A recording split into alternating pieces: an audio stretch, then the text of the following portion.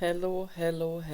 I'm making a video and I want to talk about philosophy and ethics philosophy, and I want to talk about a very difficult subject. And that subject is called eugenics. And so I see a lot of misunderstandings in the world, particularly here in the United States.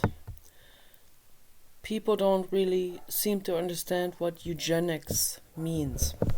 So I have to get more into history and all of this. So they automatically link up Adolf Hitler with that word. And yes, Adolf Hitler is a very tragic person. Okay. So, but the word eugenics itself has nothing to do with a dictator or a specific person or a specific scientist or a specific group of people. And it certainly has nothing to do with Al Gore or Hillary Clinton. Because Al Gore and Hillary Clinton are so society pleasing. It doesn't get any worse than that. Okay, so and I used to like Hillary Clinton. I don't know. I heard a bunch of bad stuff, that she supposedly has said about different people, and I don't know if this is true. So I basically don't believe anything that any of these rumors about politicians. So I like Al Gore very much. He worked his whole life on protecting the planet. Okay, he and Bill Clinton together would have done a lot for the earth, for the environment. That's why they were fought tooth and nail by the corporate agenda. That's how it goes. Okay, so, but they are certainly not eugenicists. Okay, so that has to be said. They are very, very society pleasing. A eugenicist is someone who really does not care about reputation or losing their career or their clientele or whatever. So they don't care. They just say it the way they perceive it. Okay, so and Adolf Hitler is one of the eugenicists in history, just one of them. And the mistake he made was he brought ethnicity into it. Okay, that's where the mistake is coming in. Okay, so most people don't even know who Adolf Hitler actually was. He is used as the prototype devil for history. Okay, which he is not. Okay, I can assure you that. Okay. Adolf Hitler loved animals, he loved women, he would have never hit a woman. Okay. He hated people that are violent. He wanted to get rid of hunters. Okay. He was a vegetarian. And he wanted to make the world better. He wanted to get rid of violent people. The problem came in. This is where the problem really came in. When he had to bring ethnicity into the picture. Where he had to group all of these people into, the Jewish people, the Middle Eastern people, or any kind of southern type of person or equatorial type of person. So that's where the problem came in. Okay, and naturally that will not be tolerated by the human species as a whole. Okay, so by the wider society, they will not tolerate this, and I don't tolerate that. That is mental illness. Okay, that's racism, and that's not okay.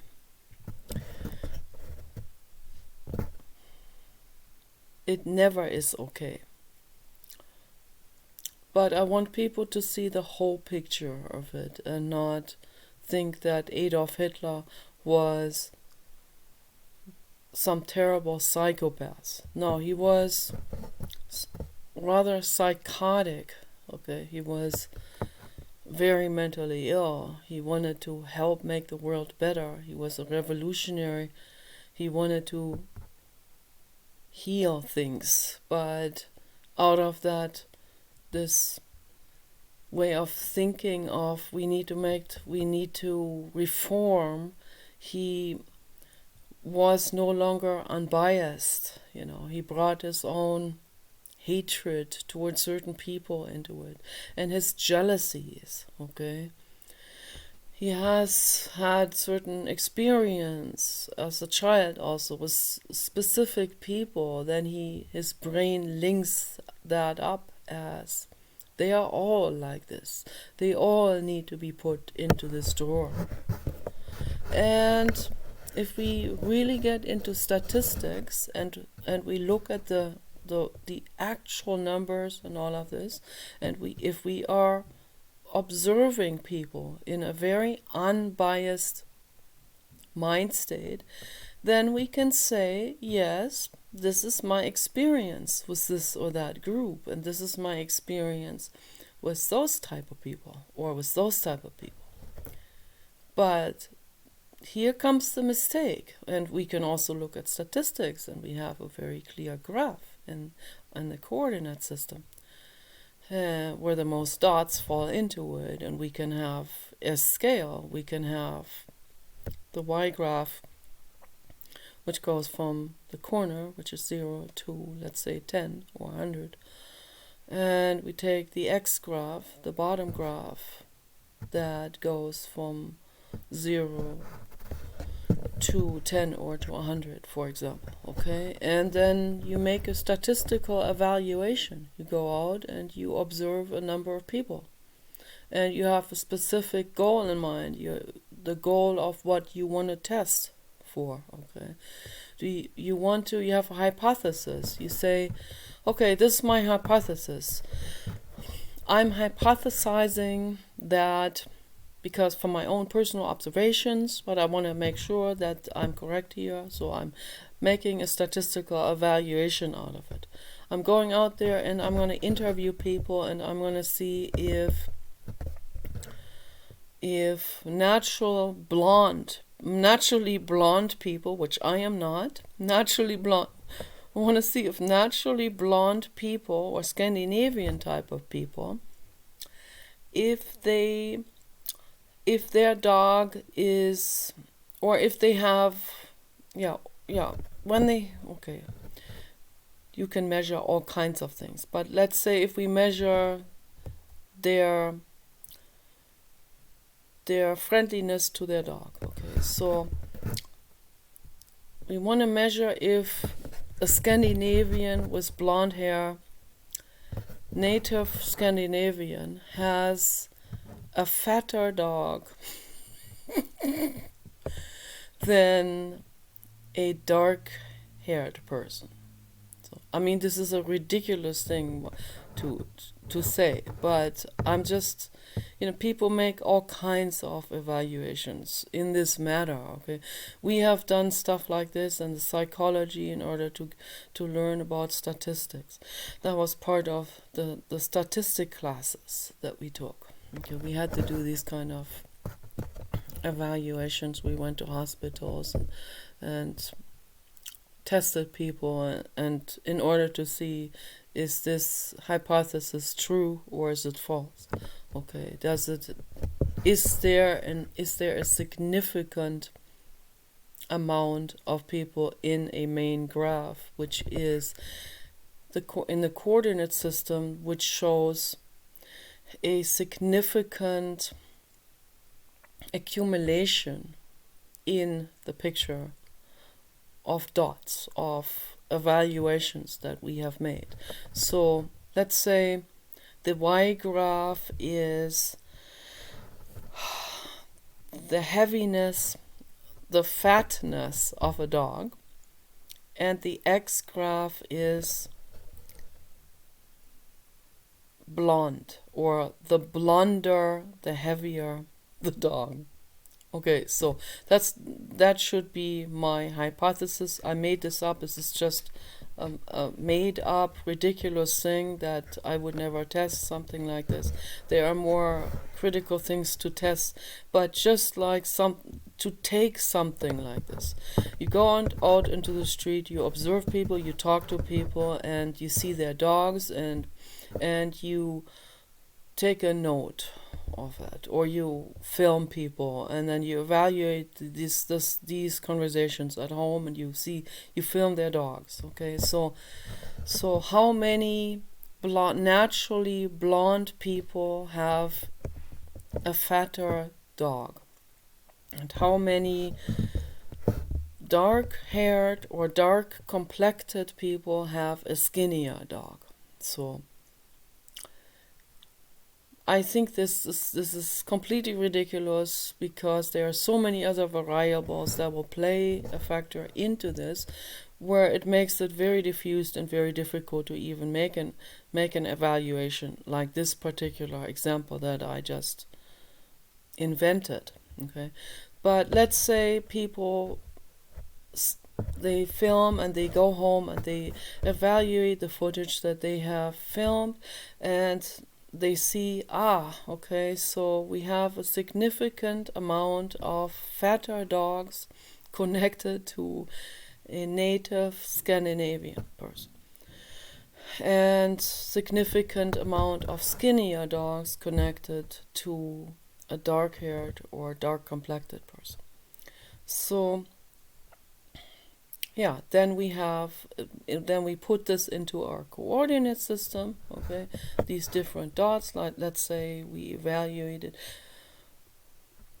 100 people or something, then we have 100 dots that will go somewhere in this coordinate system, and we'll say, yeah, here's a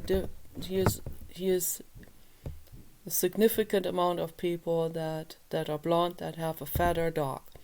And it shows as a graph in the coordinate system that goes diagonally from the 0 diagonally up like this, which, if we have a complete graph like that, that means it's a positive correlation of 100. Like if this is an exact graph like this is going, which is never happening in a statistical evaluation, or almost never. Okay, because you have many different variables also playing in, and you have, they call them Störfaktoren, but that's I learned this in German. I don't know what this is called. I guess it's called this diffusing variable or something that will come in, and that will diffuse the outcome of this evaluation and make the picture more diffused and unclear on whether this is actually attributed to this one factor or another factor that comes in that will kind of ruin this test, if there's another factor coming in, like money or something, so, or whatever, or people's neuroticism, or all kinds of different diffusing variables that will take away from the clarity of the image of testing a native Scandinavian having a fatter dog. Okay, so that's obviously not the case. I have, my natural hair color is like, my eyebrows is almost black. It's like very, very, very dark brown with a little bit of an auburn shine in it, with a little bit reddish in it. So very, very, very dark though. And I love dogs. Dogs are my everything. Okay, I live for my dog. Okay, so my dog is fat and happy and all of this. So obviously there are many different factors that will come into it, and just because someone is blonde doesn't mean that they are automatically what Adolf Hitler was hypothesizing, that they are automatically a good person and they they can be trusted and they will make the world a better place. There are obviously once in a while some psychopaths that have naturally blonde hair. Okay, Jeffrey Dahmer, for example, I think had blonde hair or reddish blonde hair. Okay, so and that was a completely criminally insane person who murdered people all the time. So obviously, you can't be there. There's no way you can say this group is like all this way, or this group is all this way, or white people are all prejudice, or this is all. No, obviously not. Okay, so there are good white people, there are bad white people, there are good black people, there are bad black people, and there are good Asians, there are bad Asians. Okay.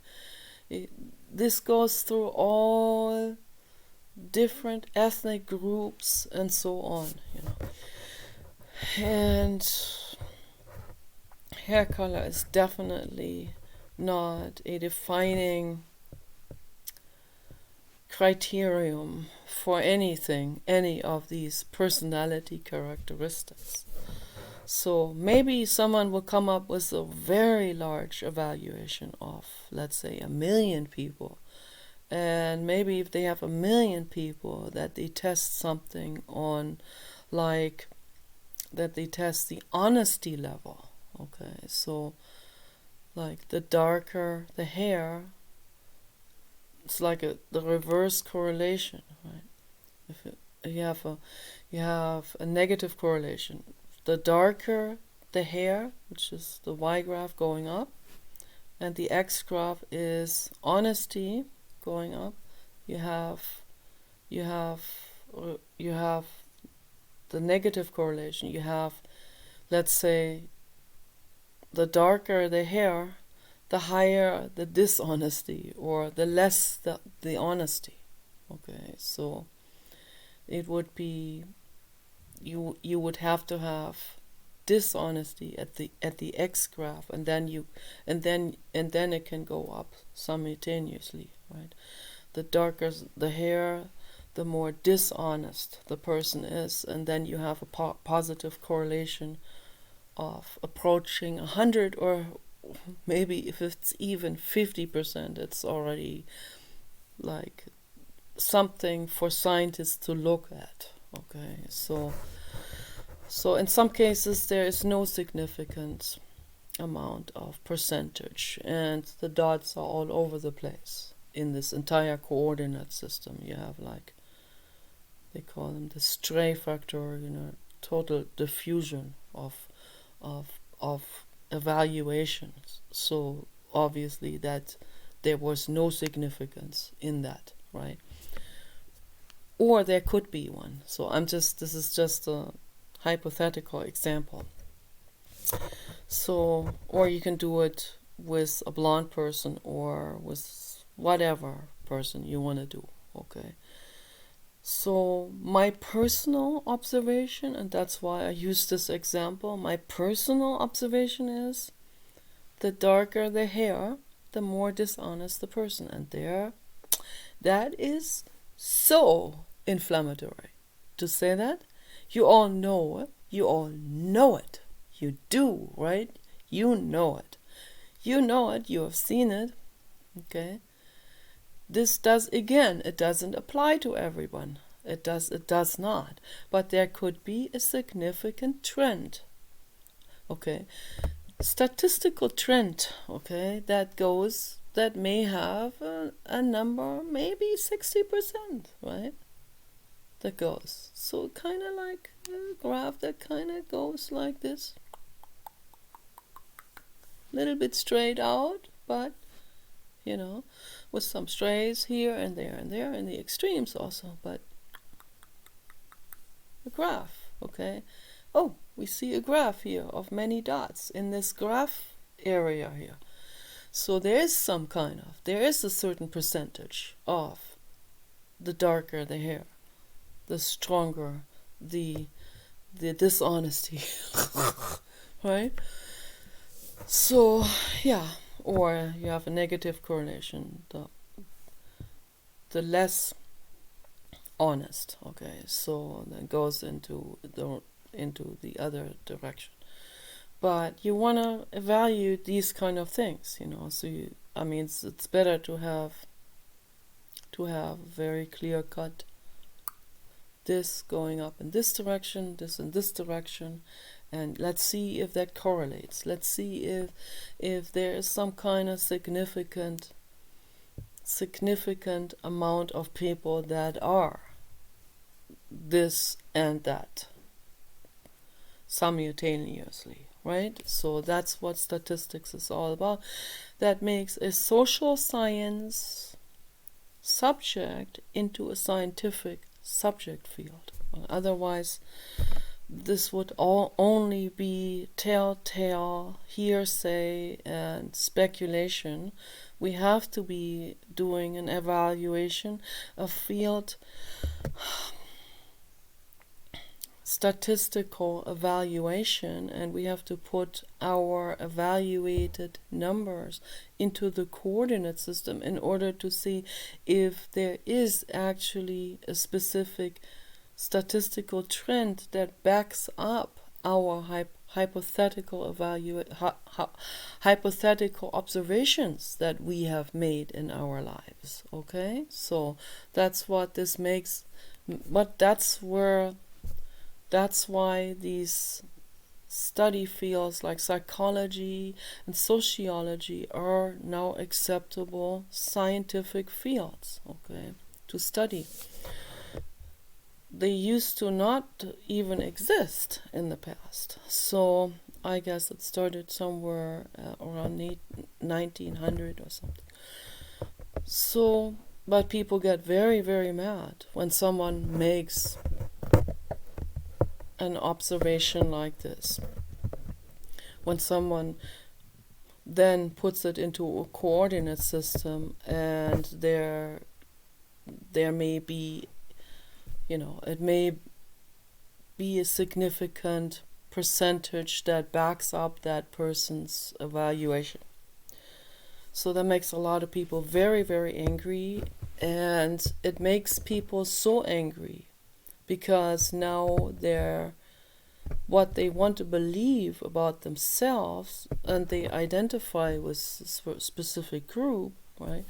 And they want to believe that they are good and that their group that they identify with is good. And then someone makes an evaluation and says, no, we actually found out that the majority of that group is they're exploiting their animals, or they're dishonest, or they're crooks, or they are beating their wives, and so on.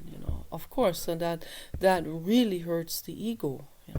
But again, there are always people that are not part of that coordinate system that stray way out. Okay, there are so many intellectual black people, and so also, what I mean by many, like from the whole earth population of humans, many, okay, they're the minute percentage when we compare that to 8 billion humans, of course, minute percentage. But yeah, there are, like, from the whole 8 billion, there are a couple of thousands of dark-skinned people that are that are rescuing animals in India too, even in Africa. Okay, so there was an African lady who was protecting the forests. She was squatting and sitting in trees to protect them. She was very, very courageous. When they came at her, they threatened to kill her. She said, "Go ahead, shoot me. I'm here to protect the forests." Okay, that's an angel soul. That's a God level soul. Okay, so there are God level souls and angel souls among all demographics. Okay, there are kind-hearted people among all demographics. So, and Jiddu Krishnamurti also said, compassion is a mystery. Compassion can suddenly happen in a person who has never been compassionate. Suddenly, he feels compassion to another criminal because he understands how that other criminal feels deep inside. He understands that that guy acts the way he does because of a very deep shame and hurt. He understands that, if not cognitively, consciously, probably not, but on a subconscious level, he understands that. And he automatically feels a kinship, and out of this kinship comes a glimpse of compassion. Okay, so in this sense, compassion is very, very, can happen to really everyone. Okay, however minutely and in just, it can happen in just split seconds or something, or maybe for a minute, and then they get distracted with something and they walk away, or they will even snitch on that person. But for a minute they felt this moment of compassion.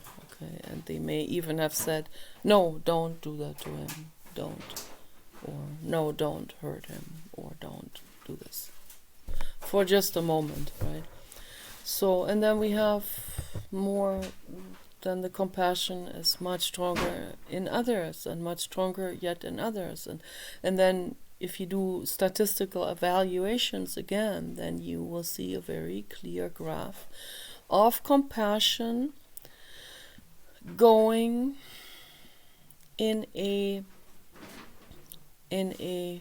positive correlation in the middle graph, congruently together with higher education, and maybe even with lighter skin color and red hair, albinos, and white skin, or blonde hair. So maybe there is. Okay, I don't even dare to make an evaluation like this. Okay, that is almost like going against the mafia or going against the US military. You see what happened to Chelsea Manning and Julian Assange, what happened to them going against the US military, blowing the whistle on them. That's all they did. They only did investigative journalism. And every single person can do that, has the right to do that. We have the right to blow the whistle on crimes, okay? But you see what happened to them. So it's like making a statistical evaluation like that would get me killed, okay? And it has gotten people killed. And people had to get rid of the books that they have written. Yeah, there were people that have written schoolbook literature, and they have done these kind of scientific evaluations that they had in there, and that didn't sit so well with some people's egos. So they destroyed their books. They said, "We don't allow these kind of books," even though these are actual statistical evaluations. Statistical evaluations don't lie. Okay, so you have an evaluation, you have a graph. Again, it doesn't mean that everyone falls into that, okay? There are always exceptions, always. But there are certain trends, okay, obviously. And then we can go into science and we can say, okay, let's look at it from the evolutionary point of view. Let's see, why are Scandinavians feeding their dogs more? Why are they sleeping in bed with their dogs? Okay. Why do they tend to have more money? Why are they healthier? Why did they have originally, in their constitutions such kindness and generosity and helping your neighbor and all of this? Why did they have that? The reason why is because they evolved in a very cold climate where the people that didn't have these characteristics, this compassion, this kind heart, those people that didn't have the kind heart, they froze to death. Their family didn't make it. They killed each other off. They would not. They get banned from the society, or someone who doesn't have that compassion for their children or for any being, If people mistreat their dogs, they also mistreat their children. This is a fact. It's a biological fact. And they mistreat their wives and so on. And some wives mistreat their husbands. So if people are psychopathic, they did not evolve in cold climates. The cold climate did not allow it because they had to cooperate. They had to work together. If they were not working, if they wouldn't work together, they would not have food over the winter. Okay, they have Santa Claus, who comes from the Scandinavian, from Lapland, somewhere out there near the polar region. Okay, they would not survive if they didn't have these Santa Clauses that will bring people food. Okay, during the winter, they go from house to house to bring people food. They go with a herd of reindeer pulling the sled, and they have food items. They have clothes. They have presents for them. Okay, and that was happening. This is the truth. Okay, this is evolution. Okay, Santa Claus is the outcome of evolution. It's not some kind of fairy tale that people made up. Okay, they're all good Samaritans. Okay, they help each other. They care. They say, brother Sven. Okay, how are you doing? I care about you. It makes me cry. That's love. Okay, some people say, yeah, but that's just evolution. La, la, la. Yeah, it is, and it's also love. Okay, that's what love is. Okay, love is compassion. I care about you, even though I don't even know you, even though you may even live halfway around the globe. I care about you, koala bear, halfway around the globe, getting your feet burned in the rainforest from wildfires because of global warming and arsonists. Okay, I care about you, koala bear. No, I'm not related to you. I'm far away, and here I care so much that my nose turns rosy, like Ernie from Sesame Street. So why? Because I have that deep compassion, even though my hair is very, very dark brown, naturally. Okay, now it's gray, so I bleach my hair with hydrogen peroxide water. So every day I do that. And otherwise it wouldn't look good, like gray hair, like I have some white hair here and then some like all like speckled, and doesn't look good. Okay. So it looks terrible in my view. Okay. So that's why I'm into bleaching hair or coloring hair, but bleaching hair is probably the easiest solution. With hydrogen peroxide, it is the best for the environment. I used to color my hair with henna, with red henna. That worked also. That made my hair glow red, and I liked it. But I heard that some vendors in India, they put lead powder into plant powders like henna and cayenne and curry and it's that's the exact opposite extreme of that good Samaritan in Lapland.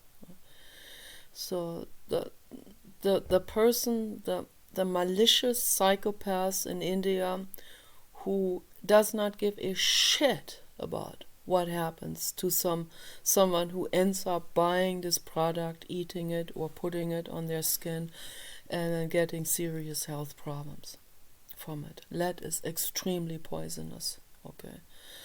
Lead is the second most toxic poison on the planet. They put it in because it makes them a little bit more money. Yeah. The heck with whoever ends up with that, right? They don't think about it at all. They don't care. There's no caring, no compassion. Okay, this is also happening in South America. It's happening in Africa. So you do your math with this. Okay, I have to point this out. These are facts. Okay. So those kind of people would put lead into cayenne, curry, henna powders. They would not have survived in Lapland or Sweden, Norway, Finland, those regions. They would not have survived. If that had, for some reason, happened, a genetic mutation or whatever like this, they would not have survived. The ones that survived were the ones that were helping each other. Okay. So, at the equator, you don't have that. The ice falls away. It melts away instantly. You put an ice cube at the equator, it instantly melts away. Okay, they have 90 degrees on average Fahrenheit, and anyone can sleep naked under some palm trees and live a very good life. Okay, so any homeless person can sleep out there without any jacket, without any clothing. They can eat. There's an abundance of fruits, okay, all over the place, growing coconuts and citrus fruits and avocados and all kinds of amazing food trees, and people don't even appreciate it. Okay, someone from Lapland would go there and they are like, oh, what these people have, they have a paradise. Why do they destroy it? Why do they poison this paradise? My friend Rosa Melia from Colombia told me, I was talking to her on Google Hangout, and she saw the trees there in front of our house. She said, you have trees in front of your window. I'm jealous. I wished we had trees here. There's no more trees. People have cut all these trees. All the trees they cut everything down, they burn everything down, they poison everything around them. People spray pesticides. I met another lady from South America that I'm very sweet, and both of them are very sweet people. The other lady, very, very loving person, she said everything around her is being poisoned. The nature, everything, and the water is polluted. And I don't know where she. I think she was somewhere there, Colombia, and in the equatorial range there, or Brazil, somewhere there. And she said everything they poison and everything is corrupt and everything is the pharma industry, and they want that, they don't give a hoot about anyone. They just want people to come to the doctor and get prescription drugs. They don't want to help anyone. Okay. So why is it getting so increasingly worse towards the equator? Okay, why is it a little bit better here in this region than it is in Ecuador, okay, or Brazil? So I let you answer that question, okay? This is not some kind of, I'm not trying to make you feel bad, okay?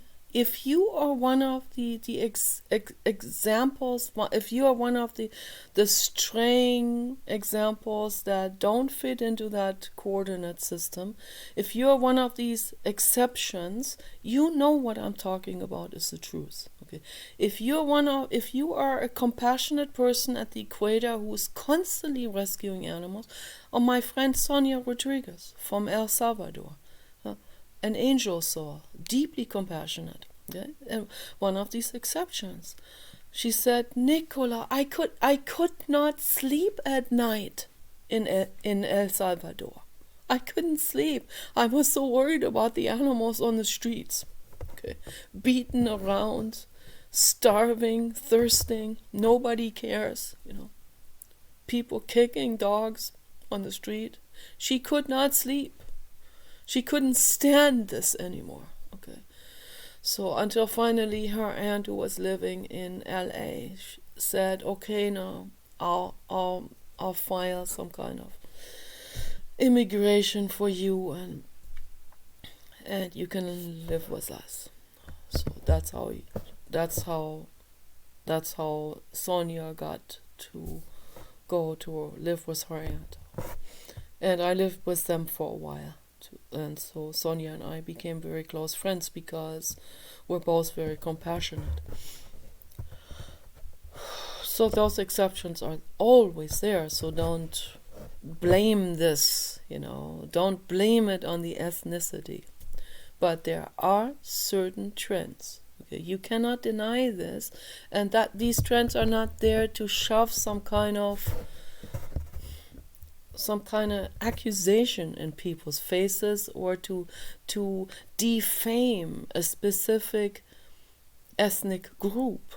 Not at all. Again, there are always exceptions everywhere, okay?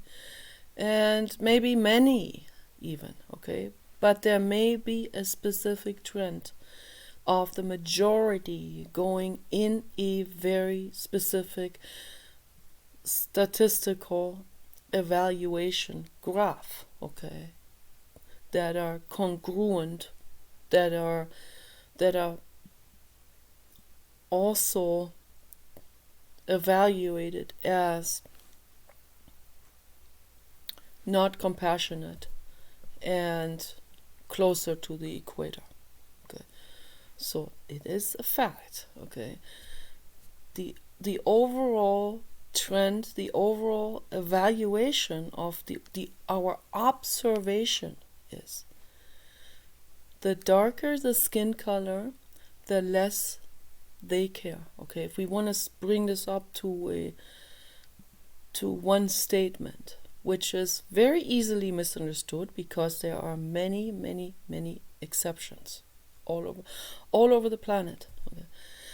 There are beautiful people that are filming people in equatorial regions that are feeding their dogs, that are loving their dogs. One guy gave their dogs a birthday cake and so on.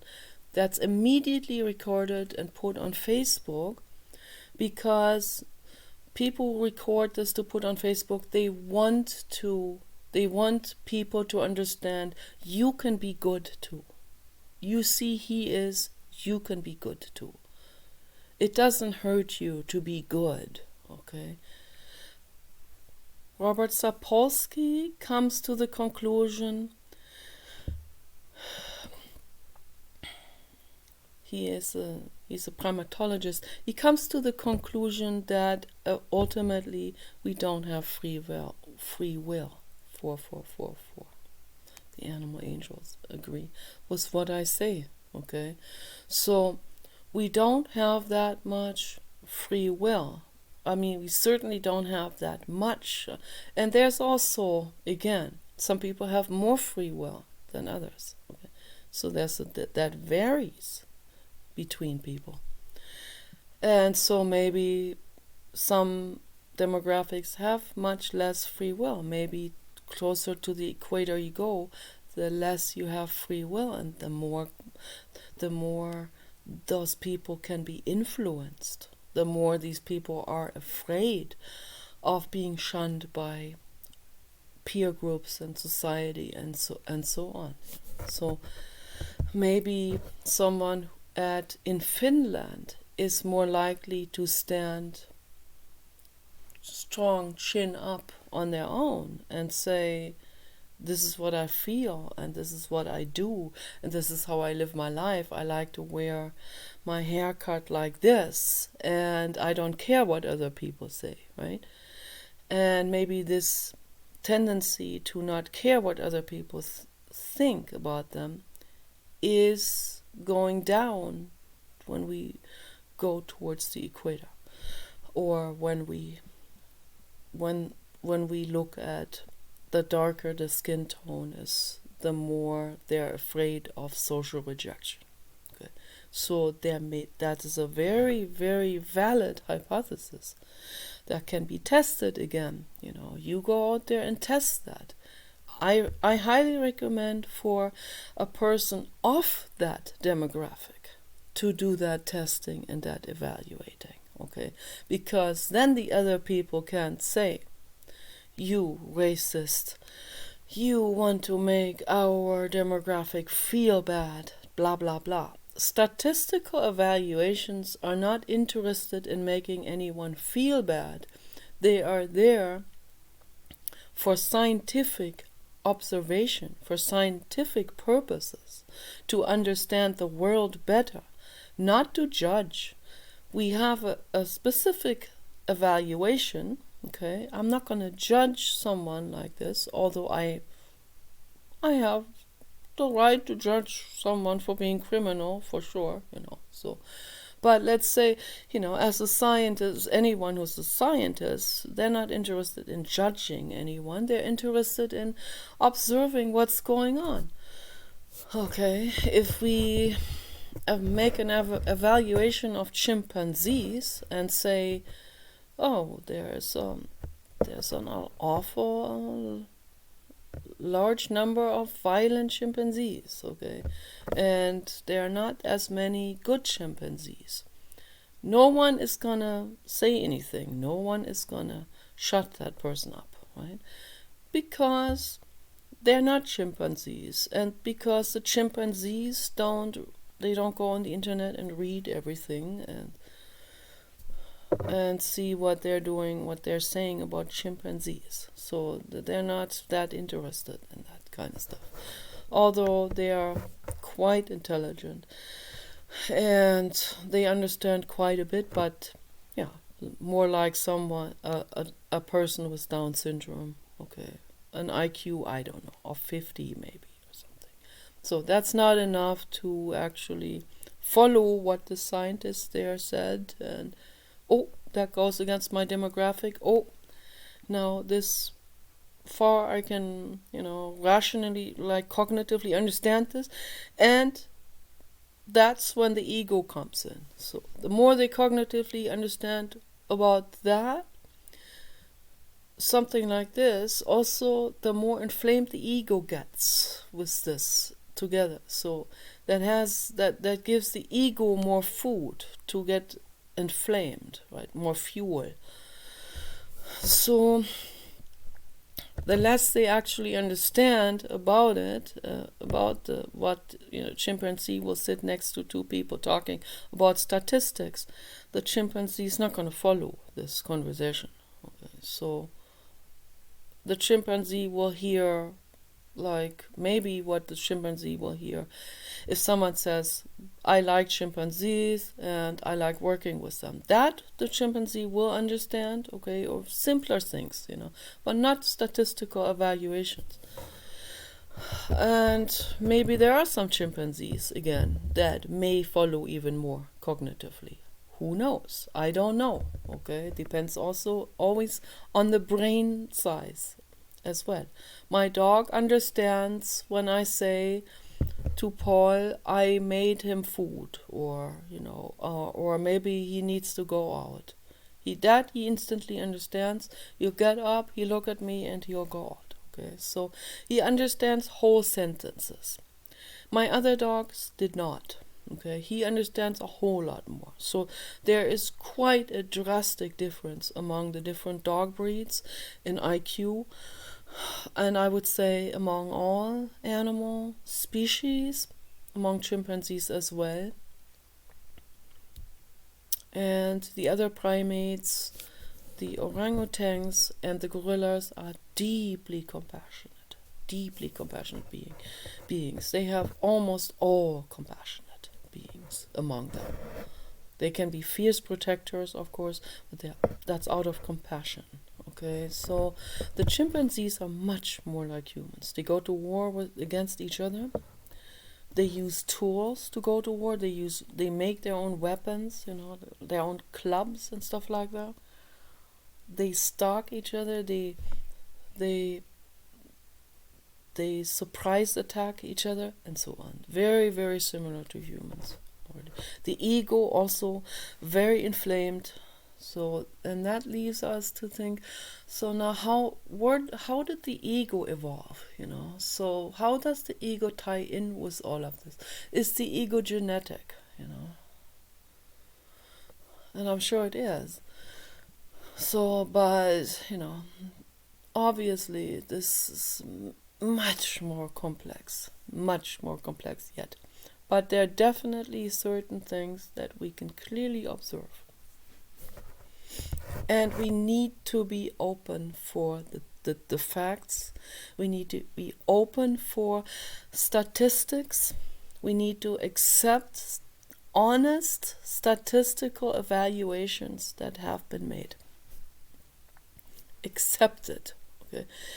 If, let's say, if I go to a psychologist and I talk to that person, just an example, and I kind of try to avoid a certain subject, but we come to finally touch some sensitive subject. I start crying. The psychologist says, oh, I see you do have a lot of jealousy here, right? And if I feel ashamed about it, I want to cover that up and I want to deny that I have the jealousy. But now let's say we watch the whole video of the session together after the session or a week later. That's probably better than I have more distance. I come back, we watch the session together that we made a week before. And here I see I am reacting to this particular trigger. The girl is prettier or whatever, and here I get upset. I feel also ashamed about it at the same time. I want to try to not even acknowledge it to myself that I am jealous, right? But then in the end, we come to this conclusion. I cry. We come to the conclusion, yeah, I am jealous of her, of Snow White behind the 7 mountains. I am jealous of her. So now the envious queen finally faces that jealousy, which she doesn't in the fairy tale, of course. But I face that jealousy, I see it, and particularly even if I try to cover this up again in that week between the session and observing the session in the video, I may come back to my old pattern and try to, out of shame, try to cover it up to myself and not even acknowledge it.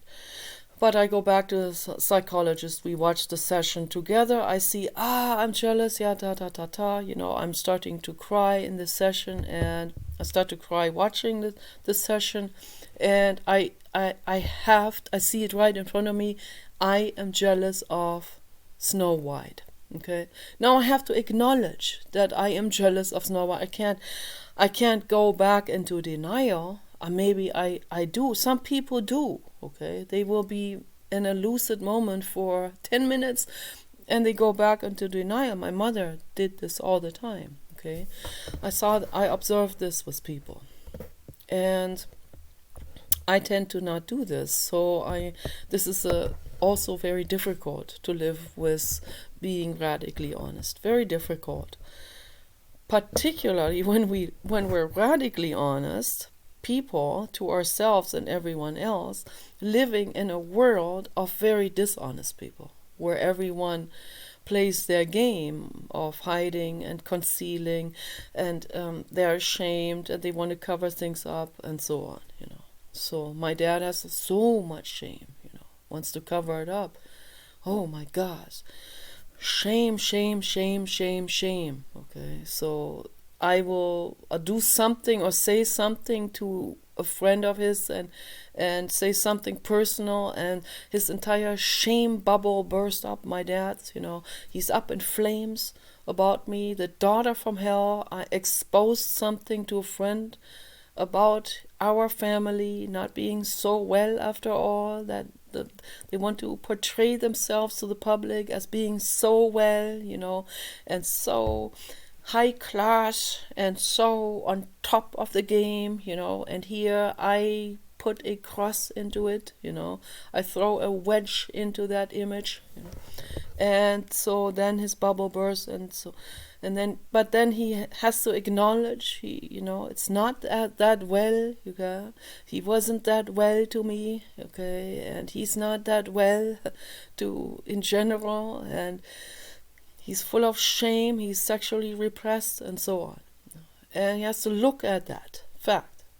He will probably look at it for 5 minutes, and then he goes into a studio and he lets everything cover itself up again in his mind. And my mother does the same. And Barbara pointed that out. She said, your parents are master deniers. Okay? And that's what they really are. Okay? And here I fall completely. I'm like such a painful Rumpelstilzchen in this picture. Okay, like or better yet, not they're the Rumpelstilzchen.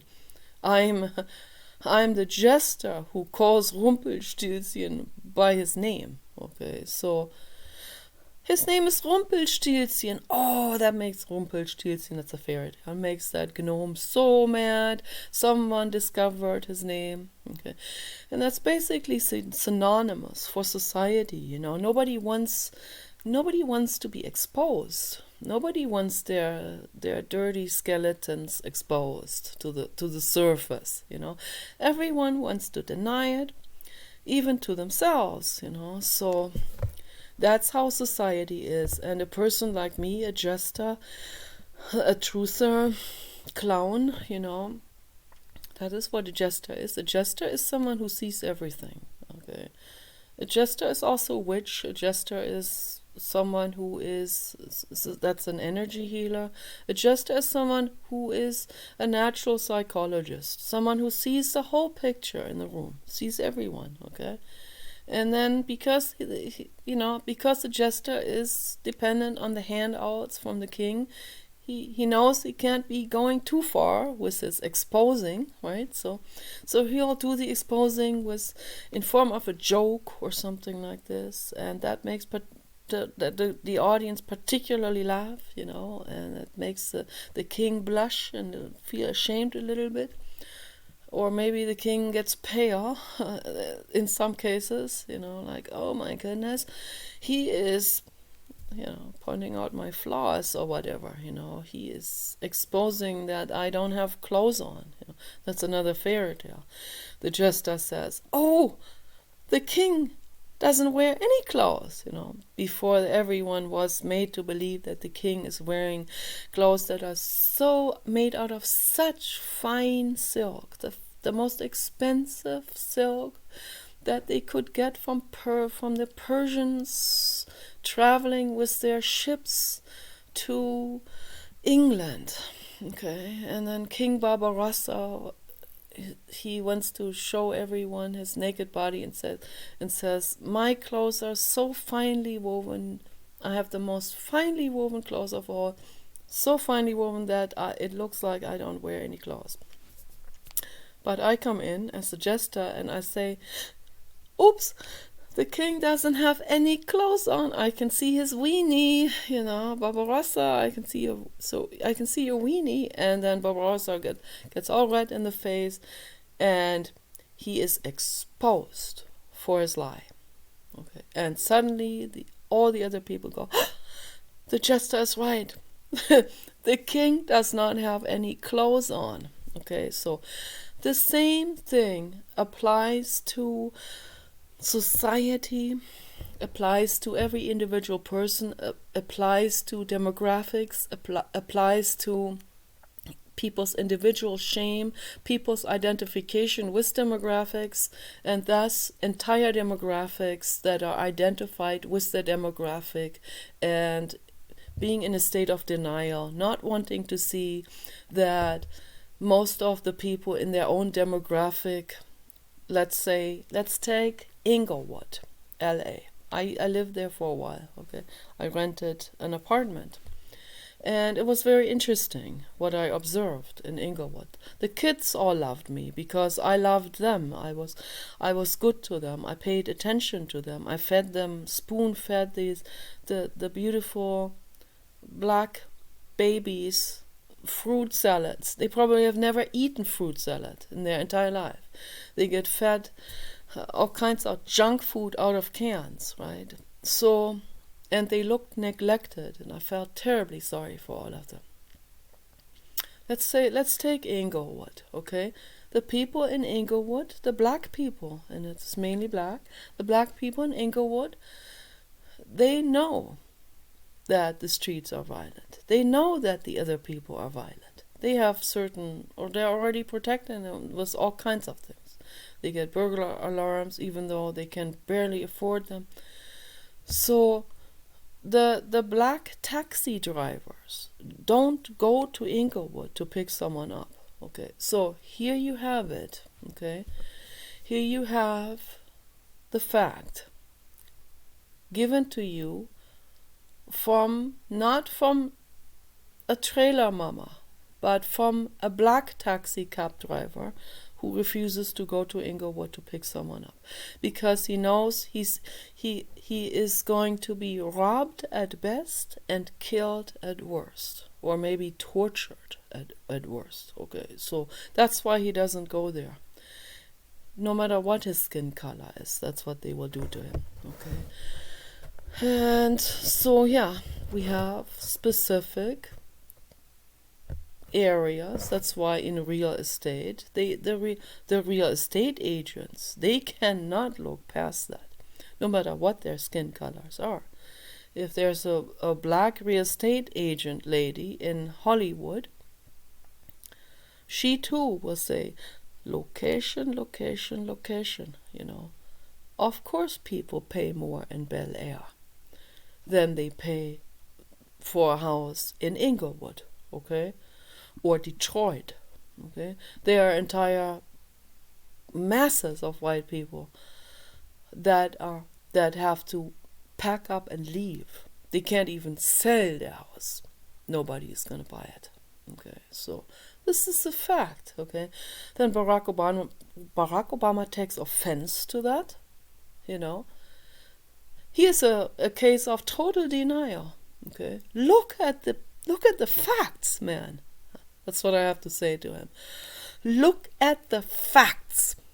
Okay, there are always exceptions, all the time. Okay, Oprah Winfrey is an excellent businesswoman. Okay, so that's an exception. Okay, even better, Candace Owens is even much more of an exception. She is a fantastic person. Okay, so, and many others, many others. Okay, so I'm subscribed to all of those on Facebook and YouTube. When someone is good, I subscribe. I love you, okay? If you are violent, I stay away from you. I don't care what skin color someone has. But I want to point this out, there are certain demographical, statistical graphs that cannot be denied. If your ego wants to deny it, your ego does not understand, okay, that denying something is not making the world a better place. If we want to make the world a better place, we have to look at the facts, at statistical evaluations, and then we have to say, so what do we do about this? Okay, how do we fix this? How do we make this better? Okay, Adolf Hitler made the mistake of making ethnicity an issue. He should not have done that. He did it because he was looking at the main graph in the coordinate system. But that's a mistake, because there are many exceptions, like Thomas Mann and so many that had to flee out of fear. And they were good people. Okay, so maybe they have a thing for money, they have a golden hand, they are good with that, the Jewish community. I'm so afraid to say this. It's a fact, okay? I admire them. They're highly intelligent, okay? David Bohm is Jewish. I deeply admire him and love him. So he was a communist. He was actively involved in trying to help, and trying to revolutionize, and trying to make the world a better place.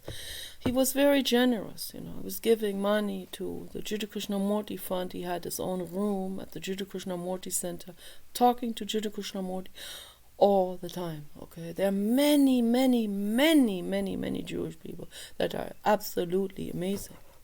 But maybe there is a statistical trend, okay, somewhere, where there are more of those falling into these, that the majority of this particular demographic is going in this particular direction, that are making a lot of money, and some of them, and that's not bad, okay, but some of them are making a lot of money on cost of others, so on cost of, like the society where they create an inequality of living standards, okay, and they don't care because they are so lopsidedly interested in profit maximization. Bill Gates fits right into that statistical graph, of course, and Warren Buffett and people like this. So, yeah, we need to look at the fact. We need to not be afraid of saying the way it is. Say it the way it is. Don't go into denial. Don't kid yourself about the demographic. Don't kid yourself about your own way of coping with life, your own abilities or cunning abilities or whatever, So this is, acknowledge that, okay, and then work with that from there. When we want to fix something, we have to acknowledge it. I have jealousy issues. I have to look at it. I can't be in denial and say, no, I don't. Of course, I look at it. I see this whole thing. I'm jealous of Snow White, right? So I have to acknowledge that I am. I can't be going into denial. So yeah, I sit with it, with that pain. And I don't know. My coping mechanism is not accumulating money or being a tightwad or tricking or outsmarting other people. My coping mechanism is not hitting someone else over the head with a brick, because in order to retaliate or something for them making me feel jealous, incidentally, right? So my coping mechanism is not denial, like my mother. I am my I don't have a coping mechanism. My actual healthy coping mechanism is facing it, facing what I feel, and crying my way through it, and becoming consciously aware about what I feel, and working on myself that way, and gradually working my way through my emotional pain that has been created when I was a child by other people, by adults around me. Okay, so they caused me trauma, and I have to gradually work my way through. Okay, and most people don't, because they're using act outs and coping mechanisms that can be very, very bad for them, or for others, or for the greater good. Okay, and I point this out to the public to see it. Okay, we need to acknowledge where the problems are, and then we have to find a solution. Obviously, we can't do a genocide of a specific demographic, whatever that demographic is. We can't be doing a genocide on gay people, or black people, or Jewish people, or Middle Eastern people, or white people, or red-headed people. We can't. Okay, even if we see a specific, really large trend in a coordinate system that has almost a, like a correlation factor of one, as they say, 100%, correlation. If something approaches that, okay, where like everyone we evaluated falls into that what we hypothesized, so. But that's never the case. But if it approaches 100%, then we have a positive correlation that is very, very high, right? Even if we have that, we cannot be doing a genocide on that particular demographic. Even with that, we can't. And even if we had 100% evaluation, let's just theoretically say we had 100% proof of our hypothesis, right? For these 1,000 people that we have evaluated, that means we've only evaluated 1,000 people. We have not evaluated the entire group, the entire demographic in the world. Okay. So, and even if the entire demographic of that particular demographic worldwide was, just say hypothetically, 100% in that coordinate system, in that graph, where they all are greedy, and they're all like Bill Gates, okay, then we can still not create a genocide based on their demographic. Okay, I want to make this very, very crystal clear here. Okay, so I do not get misunderstood, and I'm not saying this to gain someone's trust or someone's approval, because I really don't care about approval. I really don't. I am here to point out the facts and to encourage people to look at the facts and the truths, okay, in themselves and around them. But we have to be careful to not do an Adolf Hitler and do it and start to genocide or condemn an entire demographic because we have made these particular observations in that demographic. Okay, let's not make that mistake. Okay, but here is where a genocide will come in, and I don't know, maybe I misunderstood this word, but as far as I understand that word, genocide, that doesn't mean one specific demographic, okay? It doesn't mean one specific group of people, okay? Like skin color or religion or whatever, or gay or what. No, that can also mean, that can mean I want to do away with all violent people. Okay. And they can come from all kinds of demographics. Okay. So obviously, I'm just interested in doing away with violent people in general. Okay. It doesn't matter what their skin color is. It doesn't matter what their religion is, or their sexual orientation, or their gender. Okay? It does not matter. Okay, there was a woman in Australia who killed and ate her boyfriend. Okay, so I mean, this is rather rare. These kind of things that a woman is like this. But these things happen, so all kinds of weird stuff happens in the world. She will be exterminated by me if I was a dictator. Okay. So if I was a dictator, I would do a genocide on violent people. Okay. And that's what Adolf Hitler should have focused on. And not a specific ethnic group. Yeah. So that was his limitation. That was his mental limitation. That's where he completely lost touch with reality and with compassion. Okay, so we have to do away with violent people, and it will happen. It will happen not through me, or maybe through robots that are made in my image. Okay, that may be. But I am not a violent person. I stay out of war. I don't want war. I don't want confrontation. I would only get very, very violent if I'm being attacked or my family is attacked, and I probably would get violent if I saw somebody hurting a dog or child or any being.